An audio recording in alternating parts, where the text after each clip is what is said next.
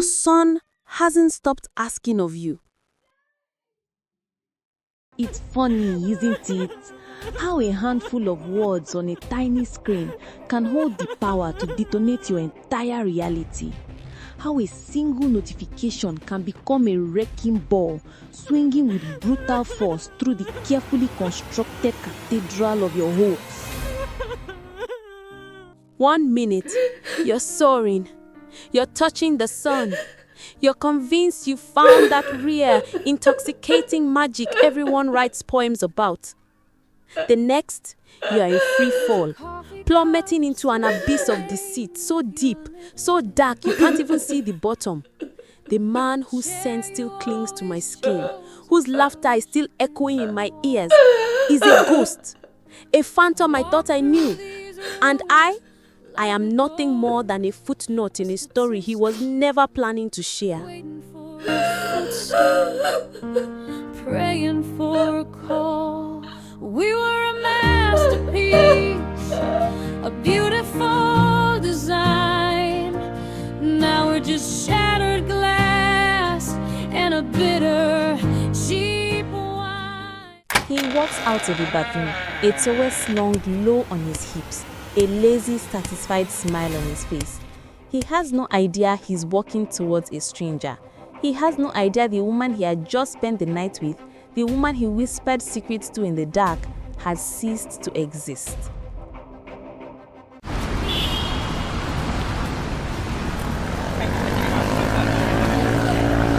It had all started with his sliding into my DMs. Innocent enough, right? In the sprawling, often disappointing landscape of online dating, his message was a spark of something different. His AV was cute, a candid shot where he was laughing at something off camera, and his profile had a flow to it, witty, intelligent, and refreshingly direct. He didn't play games, didn't hide behind a veil of ambiguity. From the very beginning, Michael was clear about what he was looking for: a sexual relationship. Now, for some, that might have been a red flag, a signal to deploy the block button with extreme prejudice. But for me, after a string of men who spoke in riddles and vanished like smoke, his honesty was a breath of fresh air. It was attractive. It suggested a confidence, a self-awareness that I found incredibly compelling. So I responded, and just like that, the fuse was lit. The chemistry was instantaneous, an almost unnerving sizzle that crackled through our chats. We talked for hours about everything and nothing: music, movies, our ridiculously demanding jobs, our shared cynicism about the world, our secret hopes for something more. It was more than just flirtation. It was a meeting of minds. He was funny, sharp, and he listened, really listened. I found myself checking my phone constantly, a giddy anticipation fluttering in my chest every time his name popped up. I search for answers in the rustle of the trees. I try to glue us back. After a week of this intoxicating back and forth, he invited me to his friend's party on the island. The timing was kismet. I was already scheduled to be on the island for a business trip, a series of mind-numbing meetings that suddenly seemed a lot more bearable. The opportunity to finally meet him in person, to see if the lightning in a bottle we'd captured online could translate to the real world, was too good to pass up.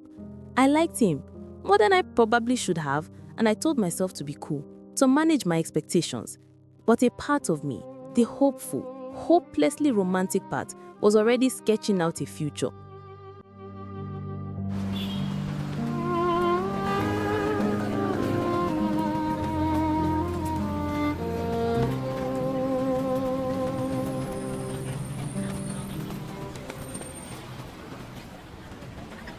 We agreed to meet outside the club where the party was being held.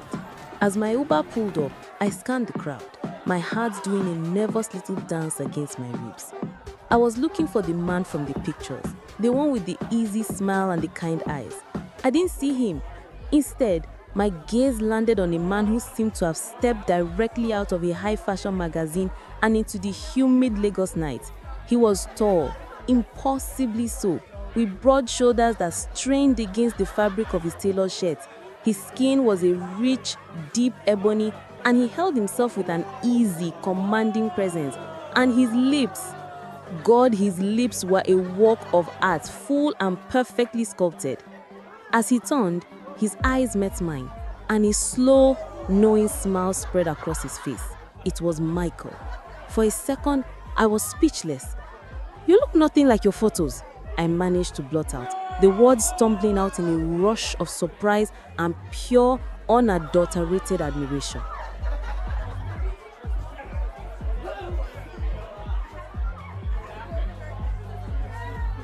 He tossed his head back and laughed, a deep resonant sound that I recognized instantly from our phone calls. It was a sound that made my insides hum. "Neither do you," he said, his eyes doing a slow, appreciating sweep from my heels to my hair. "You look like you're about to walk a red carpet." We hugged, and it was like coming home. He smelled incredible, a heady mix of expensive cologne and something uniquely, intoxicatingly him. As he held me, I felt a sense of rightness, a feeling that this was where I was supposed to be. In that moment, with his arms around me and his laughter in my ears, I was already gone. I was already naming our hypothetical children. He took my hand, his fingers lacing through mine as if it were the most natural thing in the world, and led me into the club. The music was a pulsing, vibrant beat that seemed to sync with the frantic rhythm of my heart. He introduced me to his friends as his dates, a casual declaration that sent a fresh wave of giddiness through me. I watched them for any sign of judgment, any hint that I was just another girl in a long line of them. But all I saw was friendly, welcoming faces. I decided then and there to stop overthinking it, to just let the night unfold. And what a night it was. Michael was pure, unadulterated fun. He was a phenomenal dancer, moving with a fluid, confident grace that was mesmerizing to watch. He pulled me close, his body a warm, solid presence against mine, and we danced until we were both breathless and laughing. He never let go of my hand, his thumb tracing idle circles on my skin. He'd lean in to whisper a funny observation in my ear, his breath a warm caress against my neck that sent shivers down my spine. As the night wore on, the air between us grew thick with an unspoken, undeniable tension. The way he looked at me, the way his touch lingered, it was electric. I wanted more. I wanted to be somewhere quiet, somewhere we could be alone. I suggested we leave, and he looked at me, a question in his eyes. "Are you okay with coming back to my hotel room?" he asked, his voice a low rumble that vibrated through me. "Perfect," I breathed, my heart leaping into my throat. The walk to his hotel was a blur of heightened senses. The city lights seemed to glitter with a new intensity. The night air felt alive against my skin. All I could focus on was the man beside me, the solid warmth of his hand in mine, the sheer, overwhelming masculinity of him. I was a woman on a mission, and that mission was Michael. The moment the hotel room door clicked shut behind us, Shattered glass on the floor. Yeah, broken love. I was on him. All the pent-up desire, all the simmering tension of the past week erupted in a firestorm of need. I couldn't keep my hands off him, my fingers tangling in his hair, my lips finding his in a desperate, hungry kiss. He responded in kind, his hands roaming over my body with an urgency that matched my own. It was a whirlwind of discarded clothes and heated whispers, a frantic, passionate collision of two people who had been wanting this for what felt like an eternity. He was everything I had imagined and more. Wild, passionate, attentive. He made me feel like I was the only woman in the world. In the heat of the moment, with our bodies entwined and our breaths mingling in the air, if he had asked me to marry him, I would have said yes without a second thought. It was that intense, that all-consuming. He never once mentioned the word girlfriend, never hinted at the possibility of a relationship. But in the hazy, blissed-out aftermath, I wasn't bothered. He had been honest from the start, and I had gone into this with my eyes open. Or so I told myself.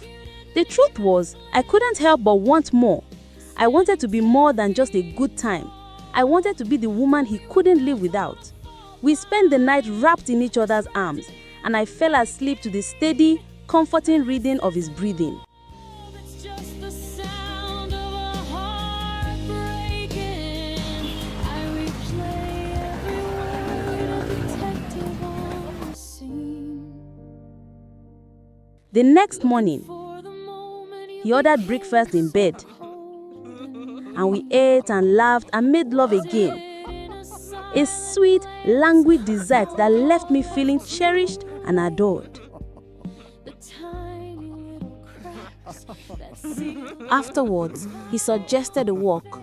We strolled along the waterfront, the morning sun warm on our faces.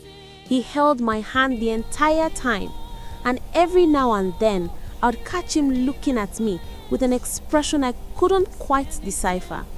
It was a look of something more than just lust. Hope, a treacherous, beautiful thing, began to bloom in my chest. He would pull me close, planting soft, unexpected kisses on my temple, my cheek, the tip of my nose. I was falling, fast and hard, and I was convinced he was falling with me. When we got back to the hotel, he said he needed to use the bathroom. As the water started running, a sudden, almost childish curiosity got the better of me. I wanted to know what he had saved my number as. It was a silly, insecure impulse, but I couldn't resist. I picked up my phone, my fingers trembling slightly, and flashed his. His phone, lying on the bedside table, lit up, and there it was, my name, followed by a single clinical word in parentheses. Twitter. It was a small thing, but it stung. It stung a lot.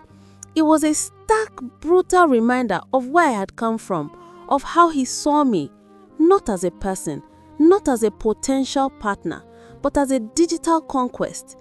The romantic fantasy I had been so busy constructing began to crumble at the edges. I was about to put the phone down, to pretend I hadn't seen it, when the screen lit up again. A new notification, a message from someone named Amara. My blood ran cold. I didn't know what to do. I knew I shouldn't look. I knew it was a violation of his privacy, a Pandora's box I had no business opening, but I couldn't stop myself. My thumb moved of its own accord, swiping down to reveal the message. You didn't come home again yesterday. Your son hasn't stopped asking of you. The words hit me with the force of a physical blow. I couldn't breathe. The room started to spin. A son? He had a son? A whole other life? A whole other family that he had conveniently forgotten to mention? The man who had just held me like I was precious, the man whose kisses were still tingling on my skin, was a liar. And I was Twitter. I was the other woman. The sound of the bathroom door opening was the loudest thing I'd ever heard. Michael walked out, a smile on his face, completely oblivious to devastation he had just wrought.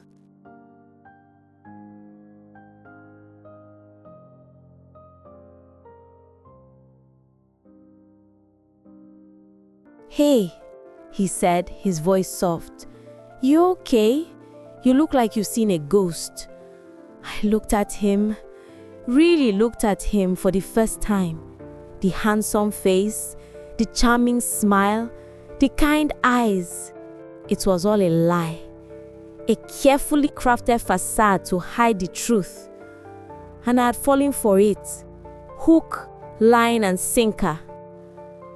"I need to go," I said, my voice barely a whisper. I grabbed my purse, my hands shaking so badly I could barely hold on to it. What? Why? What's wrong? He came towards me, his brow furrowed with concern. The concern of a man who was very, very good at playing a part.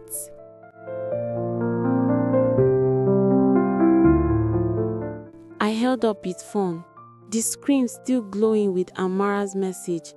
"Your son is asking for you," I said, my voice cracking on the last word. The color drained from his face. The charming smell vanished, replaced by a look of pure, unadulterated panic. He opened his mouth to speak, but no words came out. For the first time since I'd met him, Michael was speechless. "I have a son."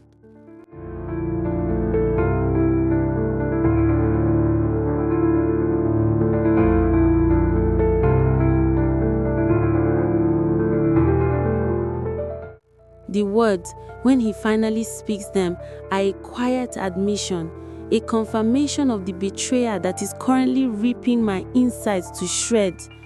He doesn't look at me. He looks at the phone in my hand, then at the floor, then anywhere but at the wreckage he has just created.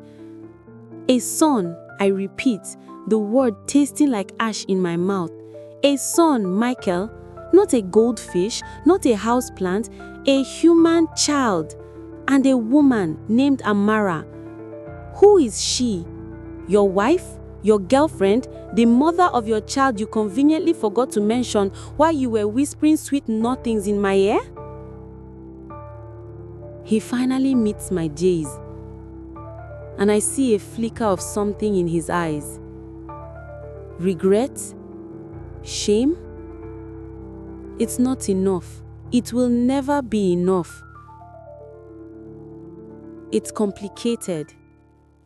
He says, the universal mantra of the man who has been caught. Complicated? No, Michael, it's not complicated. It's simple. You lied. You lied with every word, with every touch, with every look. You built this entire fantasy, this perfect little bubble, and you let me live in it, knowing it was all a lie. You let me fall for you, knowing you had a whole other life, a whole other family waiting for you at home. The silence in the room is thick, suffocating. I can hear my own heart, a frantic, panicked drumbeat against the backdrop of his deceit.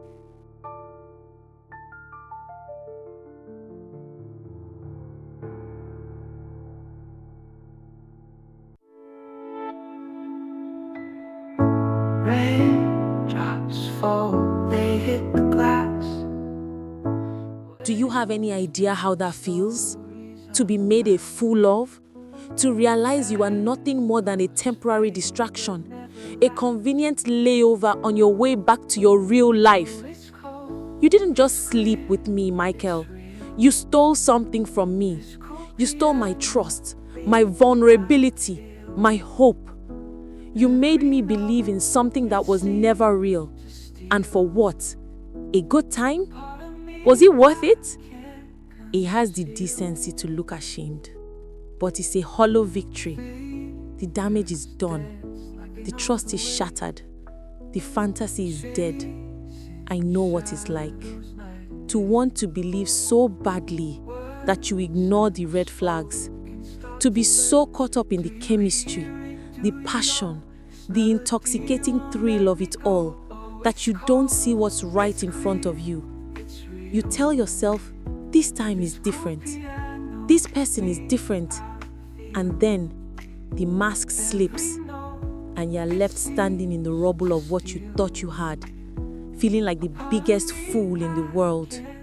The tension in the room finally breaks. I turn away from him, unable to look at him any longer. The fight goes out of me, replaced by a deep, bone-wearying exhaustion. It's real. This cool piano beat I feel. I'm leaving, I say, my voice flat. And I'm going to do what you should have done from the very beginning. I'm going to be honest. I'm going to be honest with myself about what I want, what I deserve, and what I will never, ever settle for again. They said we'd break, but every challenge for our love sweet sake. I walk out of that hotel room and I don't look back. I walk out into the bright, unforgiving light of day, leaving the ghost of Michael and the wreckage of his lies behind me. The pain is a raw, open wound, but for the first time in a long time, I feel a glimmer of something else. Clarity. The cycle of hope and disappointment, of passion and pain is over. It's time to start a new one. One where I'm the one in control. One where I'm the one who gets to write the ending.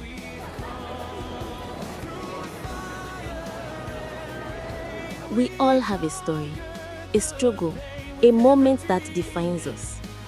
For a long time, I let that moment, that betrayal, define me. But I've learned that our stories don't end with a heartbreak. They begin with how we choose to pick up the pieces, how we choose to rewrite our own narratives. Leave your thoughts in the comments below. I read every single one, and your perspective is what makes this community so powerful. Let's talk about it. Have you ever been blindsided by a lie? How did you find your way back to yourself? Your story matters. And of course, if you want to be part of more conversations like this, don't forget to subscribe. To make sure you're the first to see what happens next in my journey, hit that subscribe button and ring the notification bell. You'll get an alert the second the new story drops. See you then. This story is brought to you by Storyverse and Innocent Michael. Thanks for watching.